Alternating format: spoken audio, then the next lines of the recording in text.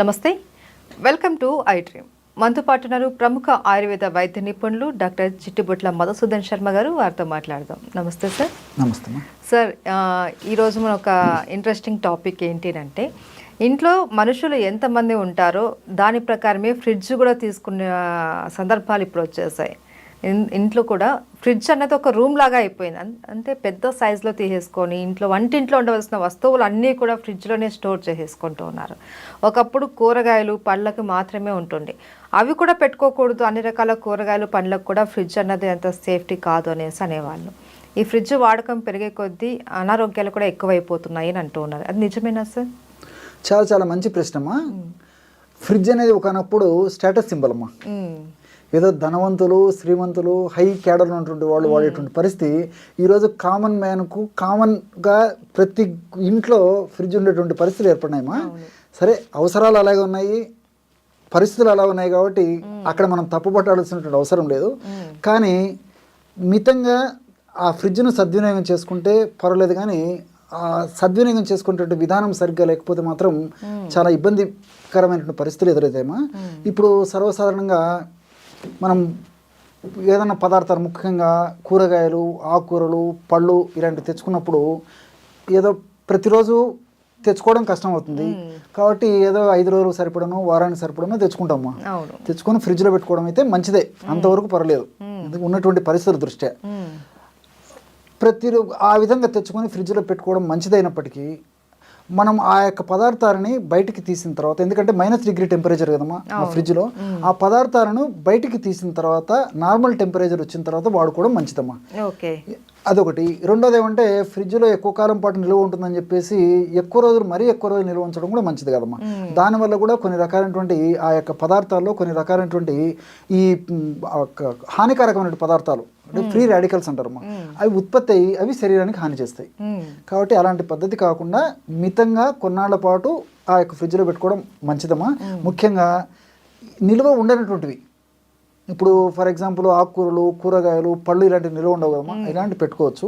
పళ్ళు అనేసరికి మీకు మరొక సందేహం వస్తుందమ్మా, అరటి పళ్ళు పెట్టకూడదు. ఎగ్జాక్ట్ అమ్మా, అరటి పళ్ళు పెట్టకూడదమ్మా. కాబట్టి ఇంచుమించు మిగతా పళ్ళని పెట్టుకోవచ్చు, కానీ అరటి పళ్ళు మాత్రం బయట పెట్టుకోవాలి. ఇప్పుడు ఈ సీజన్లో దొరికేటువంటి ఈ మామిడి పళ్ళు కానీ, తర్వాత ఈ నేరేడు పళ్ళు కానీ, తర్వాత ఈ యాపిల్, జామ ఇలాంటివన్నీ పెట్టుకోవచ్చమ్మా, ఇబ్బంది అనేది. కానీ ఒక అరటిపండు మాత్రం మినహాయింపమ్మా, అందులో కెమికల్స్ చేంజ్ అయిపోతాయి, అది మంచిది కాదని చెప్పేసి కూడా వైద్యరీత్యా కూడా వైద్య ప్రపంచం తెలియజేస్తుందమ్మా. ఇక్కడ -డిగ్రీ టెంపరేచర్లో ఉన్నటువంటి యొక్క పద్ధతిలో ఎక్కువసేపు ఆ పదార్థాలు ఆ ఫ్రిడ్జ్లో నిల్వ ఉండడం వల్ల ఫ్రీ రాడికల్స్ ఉత్పత్తి అయ్యి అవి మనం తీసుకున్నప్పుడు హానికారక పదార్థాలుగా శరీరంలో తయారవుతాయమ్మా. అవి అనేక రకాలైన వ్యాధులను కలుగజేస్తాయి. ఫ్రీ రాడికల్సే మంచిది కాదు, మన దేహంలోకి పోయిన తర్వాత మరింత హానికారకంగా తయారైపోతాయి అన్నమాట. అంటే ఎలాంటి హెల్త్ ఇష్యూస్ వస్తాయి సార్? అంటే వెయిట్ వచ్చేటువంటి పరిస్థితి ఏర్పడుతుందమ్మా. అదేవిధంగా తర్వాత ఈ గ్యాస్ట్రిక్ ట్రబుల్స్ సంబంధించినటువంటి సమస్యలు, దాంతోపాటు ఇమ్యూనిటీ తగ్గిపోవడము. ఈ రోజుల్లో చీటికి మాటికి జబ్బులు వచ్చేస్తున్నాయమ్మా. రెసిస్టెన్స్ పవర్ తక్కువ ఉండడం వల్లనే ఆ రకమైనటువంటి సమస్యలు వస్తున్నాయి. గ్యాస్ట్రిక్ ట్రబుల్ సమస్య వస్తుంది. అదేవిధంగా వెయిట్ పెరిగేటువంటి పరిస్థితి, అంటే ఒబెసిటీ ఇలాంటి పరిస్థితులు వస్తున్నాయేమో, హార్మోనల్ డిస్టర్బెన్సెస్ జరుగుతున్నాయేమో. అదేవిధంగా పరోక్షంగా ఇన్ఫెర్టిలిటీ కూడా ఈ ఫ్రిడ్జ్లో ఉన్నటువంటి పదార్థాలు ఎక్కువ వాడడం కారణమవుతుందమ్మా. రెండవది ఏంటంటే, ఈ ఫ్రిడ్జ్లో పెట్టినటువంటి పదార్థాలు నాణ్యానికి ఒకవైపు అయితే, సర్వసాధారణంగా ఫ్రిడ్జ్లో పెట్టినటువంటి నీళ్లను ఆ చల్లగా ఉన్నప్పుడే చాలామంది తాగేటువంటి పరిస్థితి ఏర్పడుతుంది. అది ఏమాత్రం మంచిది కాదు, ఆమదాయకం కాదు, క్షేమదాయకం అంతకన్నా కాదమ్మా. సో ఆ విధంగా ఫ్రిడ్జ్లో పెట్టినటువంటి వాటర్ను బయటికి తీసిన తర్వాత నార్మల్ టెంపరేచర్కి వచ్చిన తర్వాత తీసుకోవాలమ్మా. అలా కాకుండా చల్లనీళ్ళు తాగడం వల్ల ఏమవుతుందంటే మన బాడీలో ఒక స్టేజ్లో టెంపరేచర్ మెయింటైన్ అవుతుందమ్మా. సే ఫర్ ఎగ్జాంపుల్ 36 or 98.4, 98.2 ఈ లెవెల్లో కడుపు భాగంలో కూడా. ఎప్పుడైతే ఈ యొక్క చల్లని నీళ్ళని మనం తాగుతామో అప్పుడు ఆ చల్లని నీళ్ళని నార్మల్ టెంపరేచర్కి, అంటే ఆ యొక్క బాడీ టెంపరేచర్ తీసుకోవడానికి దేహానికి ఎక్కువ కష్టపడాల్సి వస్తుందమ్మా, ఎనర్జీ వేస్ట్ అయిపోతుందమ్మా. సో అది మంచిది కాదు. రెండోది అంటే, ఆ నీళ్లతో పాటు ఇతర ఆహార పదార్థాలు కూడా తీసుకున్నప్పుడు కూడా అవి జీర్ణ ప్రక్రియ త్వరగా జరగకుండా పులిసిపోవడం కానీ, ఆహార పదార్థాల్లో ఇతర హానికారకమైన రసాయన పదార్థాలు ఉత్పత్తి కావడం కానీ జీర్ణమయ్యే సమయంలో అలాంటివన్నీ జరుగుతుంటాయి. అదేవిధంగా మోషన్ కూడా సరిగ్గా ఫ్రీగా కాకపోయేటువంటి పరిస్థితి, అంటే మలబద్ధకం, కాన్స్టిపేషన్ వచ్చేటువంటి పరిస్థితి ఏర్పడుతుంటుందమ్మా. కాబట్టి ఆ ఫ్రిడ్జ్లో ఉన్నటువంటి పదార్థాలను తప్పని పరిస్థితుల్లో ఫ్రిడ్జ్లో పెట్టినప్పటికీ అది కొన్నాళ్ళ పాటేమో, ఎక్కువ రోజులు పనికిరాదు. బయటికి తీసిన తర్వాత నార్మల్ టెంపరేచర్కి వచ్చిన తర్వాతనే మనం వాటితో ఆహారం, ఈ యొక్క వెజిటబుల్స్ కానీ, తర్వాత ఈ పళ్ళు కానీ, ఆకుకూరలు ఏమైనా కట్ చేసి తీసుకోవడం, వండడం ఏదో ఒకటి చేసుకోవచ్చుమా. కాబట్టి ఆ చల్లదనంతో పద్ధతిలో ఈవెన్ తినడం కూడా మంచిది కదమ్మా. ఇప్పుడు ఈ పళ్ళు ఫ్రిడ్జ్లో పెట్టి తీసి వెంటనే తింటుంటారు, అది కూడా మంచిది కాదు. కాబట్టి నార్మల్ టెంపరేచర్కి వచ్చిన తర్వాత తీసుకోవచ్చుమా. ఇప్పుడు నాకు ఈ విధంగా మీరు అడిగేసరికి నాకు మరొక ఇది కూడా గుర్తొస్తుందమ్మా. చాలా మంది ఫ్రిడ్జ్ లో పెట్టినటువంటి పెరుగు తీసుకుంటుంటారు. అవును, చల్లగా ఉంటుంది, చాలా హ్యాపీగా ఉంటుంది, కంఫర్టబుల్గా ఉంటుంది అని చెప్పేసి. అది మంచిది కదమ్మా. ముఖ్యంగా ఈ రోజుల్లో ఏమవుతుందంటే వివిధ రకాలైనటువంటి కారణాల వల్ల దేహంలో, ముఖ్యంగా జీర్ణ వ్యవస్థలో వచ్చేటువంటి వివిధ రకాలైనటువంటి ప్రాబ్లమ్స్ వల్లనే, రుగ్మత వల్లనే అనేక రకాలైన జబ్బులు వస్తున్నాయమ్మా.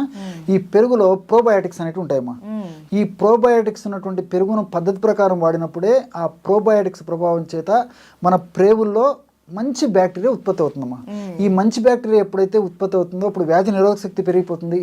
అదేవిధంగా మనకు హ్యాపీ హార్మోన్స్, అంటే డోపమిన్, గాబా ఇలాంటి అనేక రకాలైనటువంటి హ్యాపీ హార్మోన్స్ మన బాడీలో ఉత్పత్తి అవుతుంటాయమ్మా. ఆ హ్యాపీ హార్మోన్స్ ఉత్పత్తి అయ్యేందుకు కూడా ఉపయోగపడుతుందమ్మా. అంతేకాకుండా ఈ రోజుల్లో B12 లోపం జరుగుతూ ఉంది చాలా మందిలో. కాబట్టి ఈ పెరుగును నార్మల్గా టెంపరేచర్లో ఉన్నటువంటి పెరుగును వాడుకోవడం వల్ల ఆ B12 లోపాలు కూడా లేకుండా ఉండేదానికి ఈ యొక్క పరోక్షంగా ఇది కూడా మనకు ఉపయోగపడుతుందమ్మా. కాబట్టి ఇలాంటి అనేక రకాలైన ఉపయోగాలు ఉన్నాయి. రెండవది ఏంటంటే ఈ రోజుల్లో ఉదయం నుంచి సాయంత్రం దాకా కుటుంబ సభ్యులందరూ చాలా చాలా బిజీగా ఉంటారమ్మా.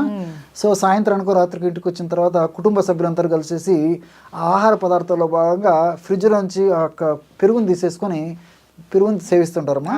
కాబట్టి ఇది ఏమాత్రం మంచిది కదమ్మా. యాక్చువల్గా ఆయుర్వేద శాస్త్రరీత్యా నక్తం దదిపుంజీత, నక్తం అంటే రాత్రి, దది అంటే పెరుగమ్మ. నక్తం రాత్రి పూట పెరుగు తినరాదు అని చెప్పేసి చెప్తుంటారు. ఈ రోజుల్లో మనం అవన్నీ ఫాలో కావడం లేదు ఒకటి. రెండోది ఏమంటే ఇప్పుడు మీరు అడిగినట్టు ఫ్రిడ్జ్లో పెట్టి ఫాలో కాలేకపోవడం ఒక తప్పు, అంటే రాత్రిపూట పెరుగు తినడం తప్పు. దీనికి తోడు అగ్నికి ఆజ్యం తోడైనట్టు ఫ్రిడ్జ్లో ఉన్నట్టు పెరుగును వాడడం మరీ తప్పు. దీనివల్ల రకరకాలైన జబ్బులమ్మా, అంటే హార్ట్ ప్రాబ్లమ్స్, మెదడుకు సంబంధించిన ప్రాబ్లమ్స్, అదేవిధంగా రక్తనాళాలకు సంబంధించిన ప్రాబ్లమ్స్, వెయిట్ రావడము, షుగర్ రావడము, హార్మోనల్ ఇంబ్యాలెన్సెస్ రావడము, అంతుబట్టని చర్మ వ్యాధులు రావడము, ఇలా అనేక రకాలైన సమస్యలు వస్తున్నాయమ్మా. ఇలాంటి సమస్యలు వచ్చినప్పుడు కొన్నిటికైతే ఈ రోజుల్లో మనకు దొరికేటువంటి ఉన్నటువంటి టెక్నాలజీ ద్వారా ఆ వ్యాధులకు నిర్ధారించగలుగుతున్నాం, కానీ కొన్నిటికి నిర్ధారణ కూడా చేసేటువంటి పరిస్థితి లేదమ్మా. ఇది ఎందువల్ల ఈ జబ్బు వచ్చిందని కూడా చెప్పలేకపోతున్నాము. కారణాలన్నీ ఇలాంటివి అనమాట. కాబట్టి వీటిని మనం సరిదిద్దుకోగలిగితే అలాంటి సమస్యలు రాకుండా ఉంటాయి. సర్వ రోగాలకు కేంద్రం ఫ్రిడ్జ్ అంటారు. ఎగ్జాక్ట్లీ. సో దాంట్లో మనం ఎలా వాడుకోవాలి అనేది కూడా ఒక పద్ధతి ఉంది. ఒకవేళ మనకు ఇప్పటి రోజుల్లో ఫ్రిడ్జ్ అన్నది ప్రతి ఒక్కరికి ఎంతో అవసరమైన వస్తువు. సో అందులో పెట్టుకున్న కూరగాయలు కావచ్చు, పండ్లు కావచ్చు, ఏవైనా డైరెక్ట్గా యూజ్ చేయకుండా వాటిని నార్మల్ టెంపరేచర్ వరకు వచ్చేంత వరకు వెయిట్ చేసి దాన్ని వాడుకుంటే ఎటువంటి ఇబ్బంది ఉండదు. అండ్ పళ్ళకు వచ్చేసరికి అరటి పండు లాంటివి, అండ్ కూరగాయల విషయంలో వచ్చేసరికి టమాటా లాంటివి అలాంటివి పెట్టకూడదు అనేసి, దుంపలు అలాంటివి ఫ్రిడ్జ్ లో పెట్టకుండా వాడుకుంటే మంచిది. దానివల్ల ఏమంటే ఇప్పుడు ఈ బంగాళదుంప ఇలాంటివి కూడా మంచిది కదమ్మా. మీరు అన్నట్లు ఇలాంటివి కూడా పెట్టకుండా ఉంటే మంచిదమ్మా. అంటే ఇంచుమించు మిగతావన్నీ పెట్టవచ్చుమ్మా. కూరలు, కూరగాయలు, పళ్ళు ఇలాంటివన్నీ పెట్టుకోవడం వల్ల కూడా ఎలాంటి ఇబ్బంది ఉండదు. Okay, thank you so much sir. నమస్తే.